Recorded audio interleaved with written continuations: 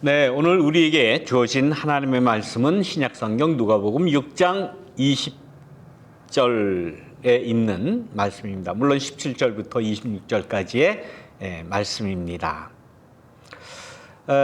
요즘 제가 설교를 할 때에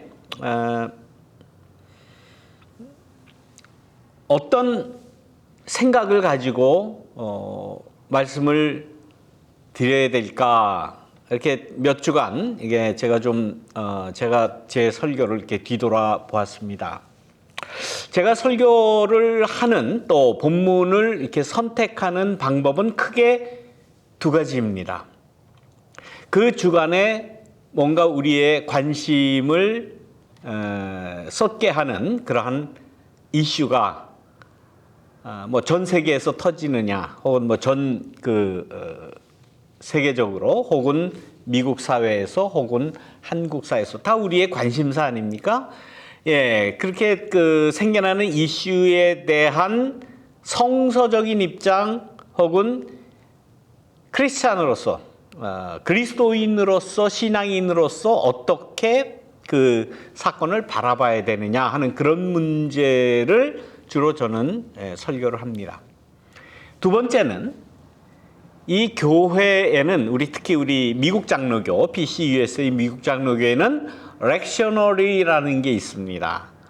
교회력에 의한 성서 주기표라는 것이 있어요.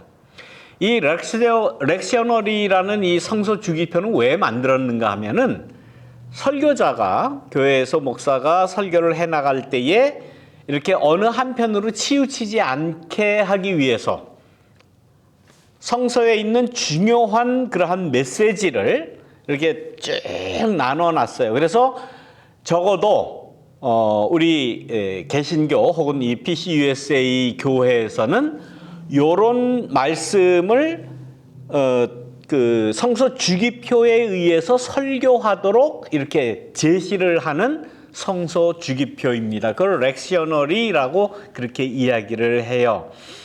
저는 물론 그런 그 렉셔너리에 의해서 그 본문을 택합니다. 주로 그렇게 택하다가 혹은 뭐 특별한 일이 있거나 뭐 특별한 사건이 일어날 때에는 그 사건을 그리스도적인 시각으로 바라볼 수 있는 성서 구조를 제가 임의로 이렇게 정하고 그렇습니다.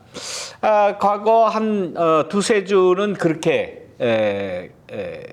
성서 본문을 정했어요. 한국에서 일어나는 그러한 소위 정치판에서 일어나는 그러한 일에 대해서 그리스도인의 입장에서 어떻게 바라봐야 하는가라는 것을 말씀드리기 위해서 제가 임의로 했는데, 한 두세 주 이렇게 하다가 보니까 조금 이제 불편해 하시는 분도 계셔서, 그러면은 렉셔너리가 이번 주에는 무엇을 설교하라고 지정을 하는가라고 봤더니 바로 오늘 말씀이에요. 오늘 이 누가복음 6장에 있는 소위 말하는 예수님이 산상수훈, 그러니까 마태복음 5장에와 이 누가복음 6장에 똑같은 말씀이 있는데 조금 달라요. 마태복음 5장에서는 산에서 말씀하셨다 그래서 산상수훈이다 그렇게 이야기를 하죠. 그런데 오늘 이 누가복음 6장에 여러분들 전에 이렇게 말씀 쭉 보면은 평지에서 하신 말씀이다 그래서 평지설교다라고 이야기하는데, 이 말씀의 원본은 예수님의 어록만 모아놨던 큐복음서라는, 여러분들 작년에 성경 공부할 때 제가 잠깐 말씀드렸는데 아마 또 다 잊어버리셨겠죠? 예수님의 하신 그러한 순수한 예수님의 어록만 모아놨던 큐 문서라고 하는, 또 큐 복음서라고 이제 그렇게 이야기하는데, 그 복음서에 나오는 말씀입니다. 그 큐 복음서를 기본 자료로 해서 마태복음과 누가복음에 이렇게 똑같은 말씀이 약간 다른 뉘앙스로 이렇게 똑같이 적혀 있는 그러한 말씀이에요. 오늘은 요 말씀을 보도록 렉셔너리가 지정을 하고 있어요. 그래서 그러면 내 임의대로 선정하지 말고 렉셔너리대로 하자라고 해서 이 말씀을 제가 선택을 한 것입니다. 자, 오늘의 설교의 본문과 또 취지를 미리 말씀드리고, 여러분들 오늘 무슨 날입니까? 오늘 미국 사람들은 아주 다들 지금 흥분돼 있죠. 더군다나 이 LA에 사는 우리들 또 뿐만 아니라 오늘 슈퍼볼 그 경기가 있는 날 아닙니까? 네. 1년 동안의 그 슈퍼볼 그 미식 축구 풋볼 시즌의 마지막 날이죠. 그런데 또 오늘은 또 우리 LA 램스 팀이 슈퍼볼 결승전에 올라왔죠. 신시내티 벵갈스와 오늘 이제 2시 반이죠. 2시 반인가요? 3시 반인가요? 아무튼 뭐 오후에 게임을 하는데 저는 이 풋볼을 굉장히 즐깁니다. 아주 즐기고 저도 뭐 역시 1년에 한 번 그 하는 이 슈퍼볼 경기는 빠지지 않고 막 그냥 응원을 하면서 열을 내면서 보는 것을 아주 즐깁니다. 여러분들 어떤지는 모르겠습니다. 스포츠라고 하는 것이 우리 인간들에게 주는 어떤 기쁨이라고 할까요? 어떤 만족감이라고 할까요? 어떻게 될지 알지 못하는. 물론 제가 여기 LA 인근에 살기 때문에 LA 램스를 이렇게 뭐 지지한다, 응원한다라고 해도 뭐 과언이 아니겠지만은 저는 기본적으로 그러니까 게임은 재밌어야 된다. 재밌게 하는 팀 쪽이다 나는. 지던 이기던 간에 게임 운영을 재밌게 하는 그 팀을 그 응원하고 또 이겼으면 하는 그런 바람을 늘 갖고 있습니다. 여러분들도 오늘 오후에 그 슈퍼볼 많이 즐겨 보시기를 바랍니다. 스포츠가 어떻게 될지 알지 못하는 그런 그 게임 운영이 있기 때문에 재밌는 거죠. 물론 뭐 어느 팀이 강하다, 뭐 어느 팀이 이길 것이다 다 예상은 하지만 게임 열어봐야 하는 것 아닙니까? 그래서 재미있는 거예요. 그런데 지난주에 지금 동계올림픽이 베이징에서 열리지 않습니까? 지난 월요일 날인가요? 우리 한국 팀의 무슨 선수인가요? 또 갑자기 이름이 생각이 안 나는데, 그 선수가 1등으로 들어왔죠. 그런데 심판이 나중에 뭐 비디오 판독을 한답시고 봤는데 뭐 진로 변경을 뭐 늦게 해서 실격이다. 그래가지고 금메달을 뺏겼어요. 자, 그것을 볼 때에 심판만 그 경기장에서 보고 뭐 비디오로 보고 하는 게 아니잖아요. 전국뿐만 아니라 전 인류가 다 보는 것 아닙니까? 그런데도 그 심판 한 사람의 결정에 의해서 이렇게 경기 결과가 뒤바뀌는 그러한 경험을 하면서 저건 말도 안 된다. 정말 억울하다라는 그런 감정을 우리는 숨길 수가 없습니다. 물론 자기가 심판이지만 자기만 본 것이 아니잖아요. 전 세계 모든 그 쇼트트랙 관계자들이 볼 때 저거는 판정이 온당치 않다라고 그렇게 보는 것 아닙니까? 소위 말해서 이 법체계라고 하는 것. 물론 심판의 절대적인 그러한 그 권위와 또 판정의 존중은 어떻게 할 수 없어요. 그래서 뭐 금메달 뺏겼죠, 우리 한국 선수가. 그러나 그 경기 모습을 보고 비디오를 보고 모든 사람이 이거는 잘못된 판결이다, 잘못된 판정이다라고 많은 사람이 동감을 하는 겁니다. 물론 그 심판을 그 사람을 세워놨기 때문에 그 사람의 결정을 존중할 수밖에 없어요. 그러나 그 결과를 본 전 세계에서 본 많은 사람들의 그 억울함이라고 하는 것, 그 부당하다라고 하는 그 감정은 이건 씻을 수가 없는 겁니다. 이미 여기 유타에서 몇 년입니까? 2004년인가요? 저기 그 거기서도 쇼트트랙 그때부터도 판정 시비가 있지 않았습니까? 안토노노 선수가 이렇게 하는 그 헐리우드 액션으로 거기서도 또 금메달 뺏겼죠. 우리가 너무나도 잘 아는 지난 얼마 전입니까? 소치 그 동계 올림픽 때 김연아 선수, 누가 봐도 그 러시아 선수보다는 김연아 선수가 실수도 없이 너무나 우아한 그러한 그 피겨 스케이팅 숏 프로그램인가요? 뭐 프리스타일인지 뭔지 모르지만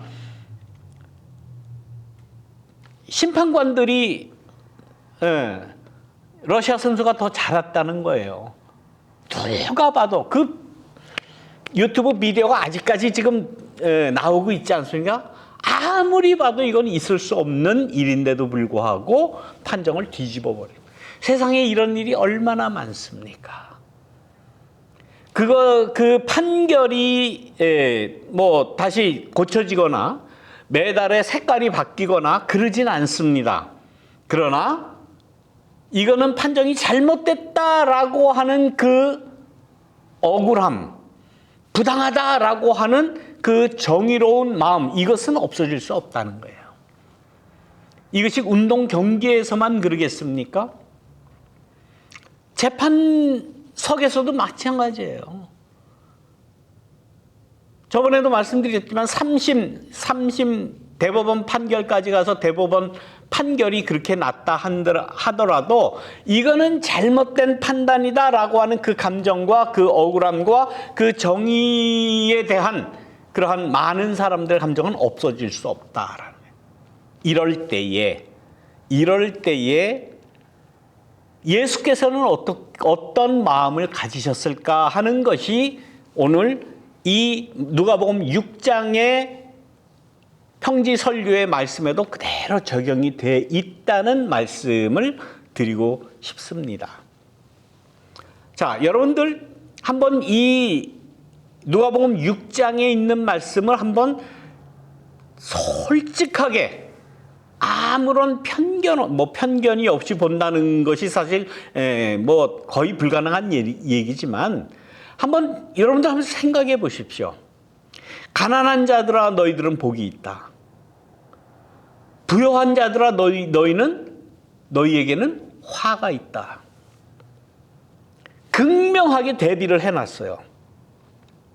자, 여러분들은 이 예수님의 말씀으로 우리는 알고 믿고 있고 예수님의 말씀이다라고 하는데 이 말씀을 볼 때에 어떤 생각이 드세요?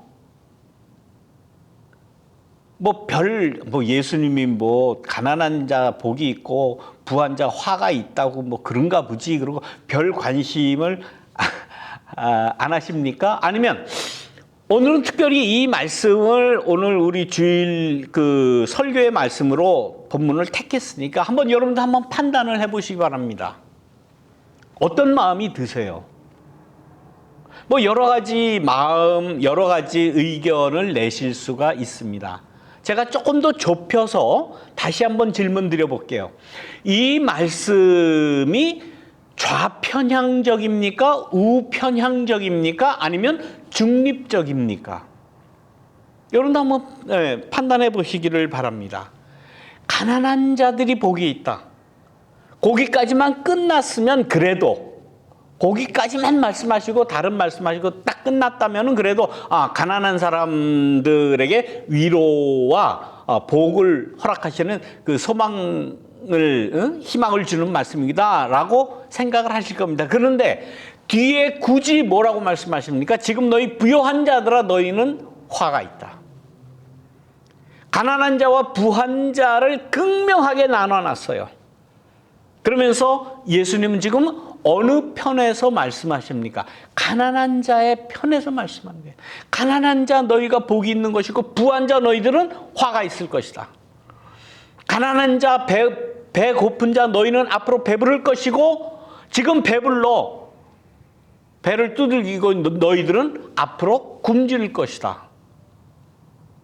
이 같은 무서운 상황 변환이 어디 있겠습니까? 이런 상황의 변환을 가져오는 그러한 역사적인 사건은 뭡니까? 혁명이라고 그래요, 그거를. 그러면 이러한 상황을, 문제는 예수님이 말씀하셨다는 거예요, 예수님이.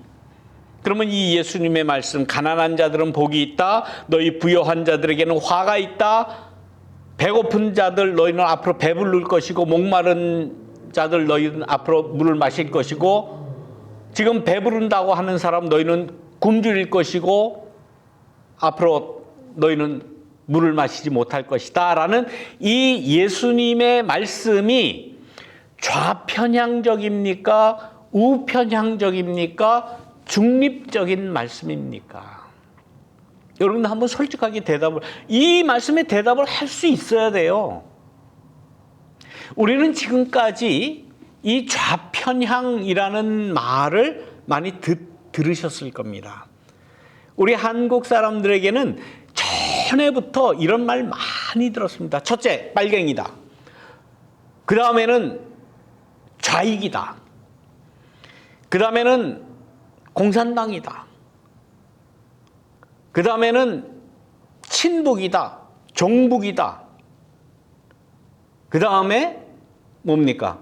요즘에는 그 맥락이 쭉 내려와서 요즘에는 좌편향이다, 우편향이다. 그렇게 둘러 나눠 놓는 겁니다.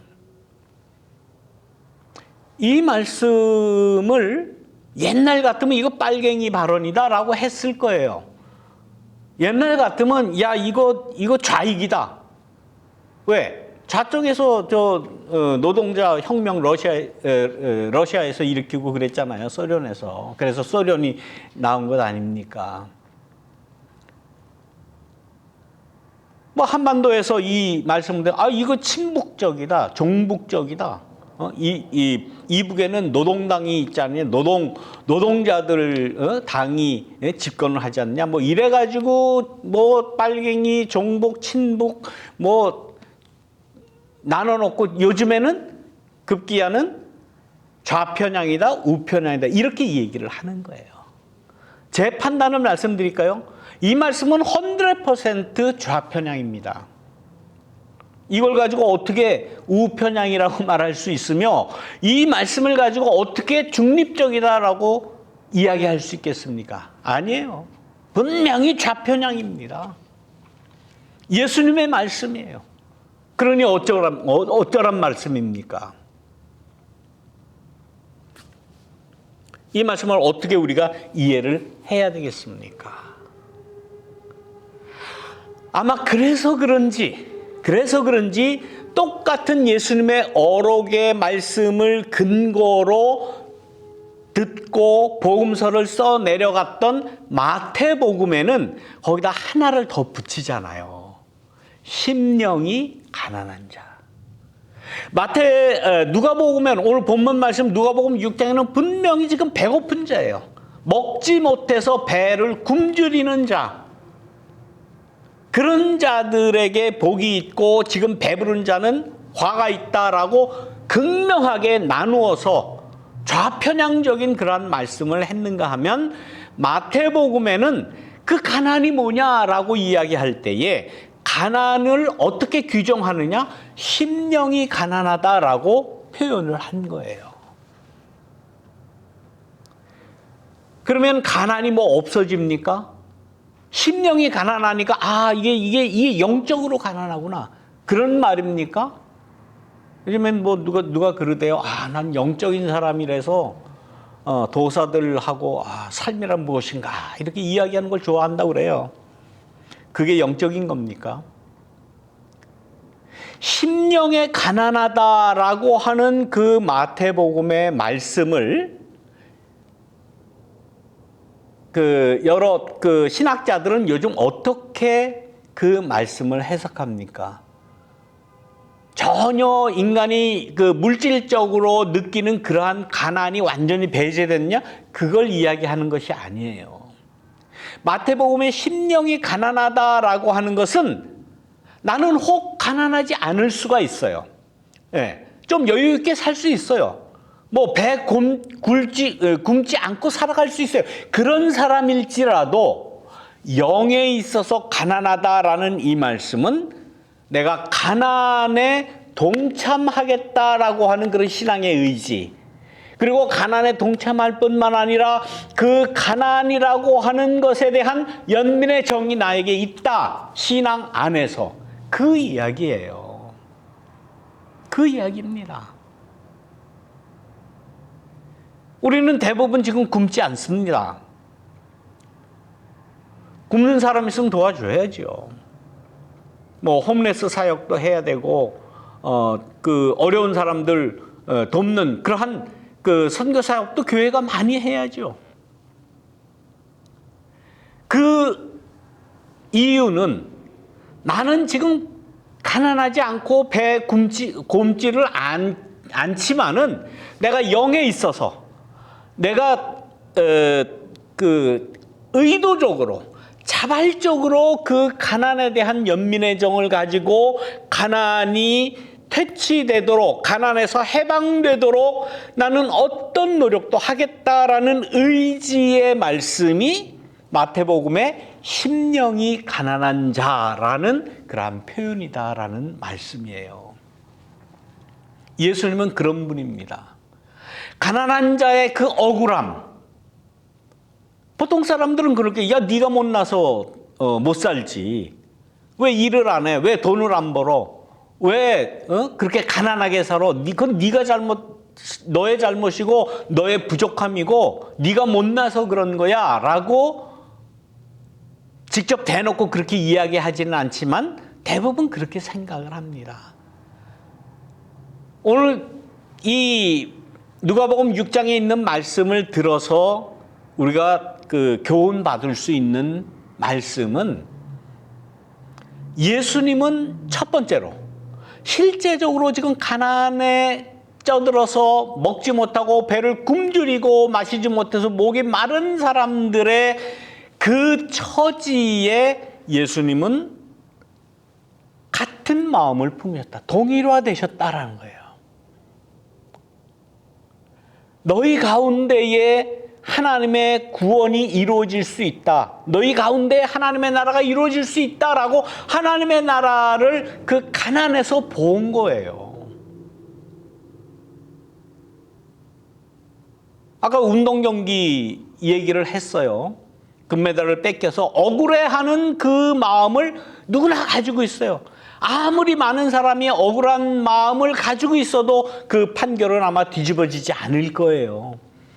네. 소치 동계올림픽 때 피겨 스케이팅에서 김연아가 아무리 정말 그 스케이팅을 잘 탔고 연기를 잘했고 우아한 그런 모습을 했지만은 심판들이 그렇게 정해가지고 김연아는 은메달, 러시아의 무슨 선수인지 이름은 잊어버렸습니다만은 못했지만 넌 금메달, 판결해 놓으면 변하지 않습니다. 이번에 황대헌인가요? 이름이 좀 생각나는 것 같으네. 황대헌이도 마찬가지예요. 그 앞에 중국 선수 둘을 제끼고 쫙 코너로 그 날씬하게 빠져 들어오는 모습을 볼 때는 정말 온몸에 소름이 돋칠 정도로 잘하지 않았습니까? 하나도 규칙 위반 없이 했는데도 불구하고 심판 한 사람이 잘못했다는 거예요. 판결은 바뀌지 않습니다. 메달 색깔은 바뀌지 않아요. 잃어버린 메달은 다시 되찾을 수 없어요. 그러나 그것을 보고 많은 사람들은 억울해합니다.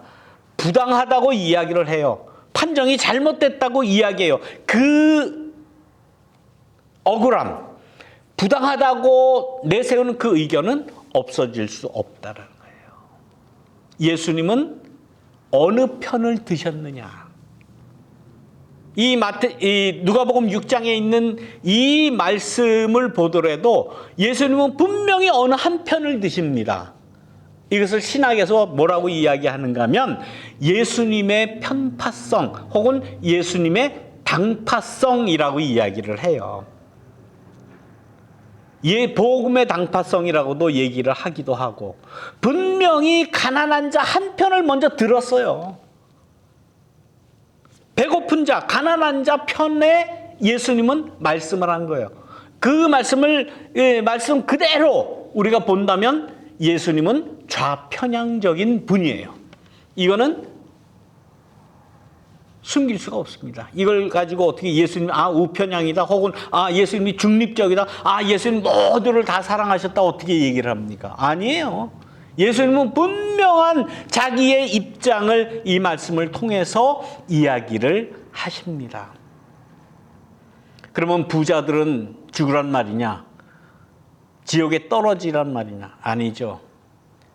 부자들에게도 예수님의 말씀을 통해서 길을 열어놓으셨어요. 어떻게? 우리가 너무나도 잘 아는 삭개오의 그 말씀을 통해서. 삭개오가 나중에 어떻게 합니까? 자기가 예수님의 말씀을 듣고 예수님과 같이 이야기를 하고 예수님과 식사를 나누고 예수님에게 감화받고 감동받고 어떻게 했어요? 내놓았어요. 내가 잘못한 일이 있으면은 내가 배나 갚겠습니다. 내가 가진 거 다 내놓겠습니다. 내놔야 돼요. 이 부당한 이 세계 인간 사회에 부당하게 취득했던 그러한 모든 물질 가치를 내놓는 그러한 회개를 통해서 부자는 오늘 삭개오 너희 집에 구원이 이르렀다 말씀을 하는 겁니다. 예수님은 절대로 중립적이지 않습니다. 분명히 편파성을 가지고 있어요. 오늘 특별히 누가복음 6장의 말씀을 보면 좌편향적인 그러한 분명한 의도를 우리에게 말씀을 하셨어요. 이 말씀이 괴로우니까 마태복음 5장에 나오는 산상수훈, 소위 팔복이라는 것은 늘 우리가 묵상하고 이야기하고 오늘 우리 찬송도 하지 않았습니까? 마태복음 5장은 늘 그렇게 이야기를 해요. 왜? 극명하게 이게 대립이 안 되니까. 그러나 그와 똑같은 비중의 누가복음 6장의 말씀은 극명하게 어느 한 편의 가난한 자의 편에 혹은 우리가 소위 말하는 좌편향적인 입장을 예수님께서 분명히 취하셨다. 결국은 우리가 좌편향적이다, 치우쳤다 이런 이야기를 할 때는 결국은 그 상황을 잘 먼저 살펴보고 이야기를 해야 된다라는 거예요. 누가복음의 이 상황과 마태복음의 이 상황, 그 복음이 놓여진 그 삶의 자리가 틀리다는 거예요. 우리가 너무 쉽게 저거 빨갱이야, 저거 좌편향이야, 저거 종북이야 이런 이야기 쉽게 하면 안 된다라는 말씀을 예수님께서는 이 복음의 말씀을 통해서 우리에게 전하고 계십니다. 오늘의 이 본문 말씀은 미국 장로교 교회 절기에 의한 렉셔너리에 의해서 오늘 주어진 설교 말씀의 제목입니다. 여러분들 참고하시기를 바랍니다. 이 말씀을 기억하시면서 우리 함께 묵상 기도 드리겠습니다. 기도드립니다.